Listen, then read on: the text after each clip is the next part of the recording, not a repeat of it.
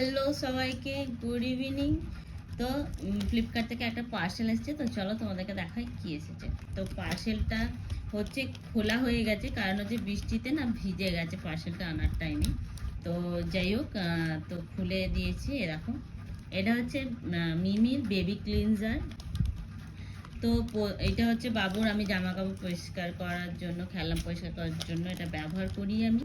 তো এর প্রথমে হচ্ছে আমি লাভলাভেরটা ব্যবহার করেছি। লাভলাভেরটা হচ্ছে সেরকম স্মেল নেই, তো একটু স্মেল নেই, তো তার জন্য ওটা ভালো লাগেনি আমার। তো যাই হোক, তো তারপর আমি ভাবলাম অন্য কিছু ব্যবহার করে দেখা যাক।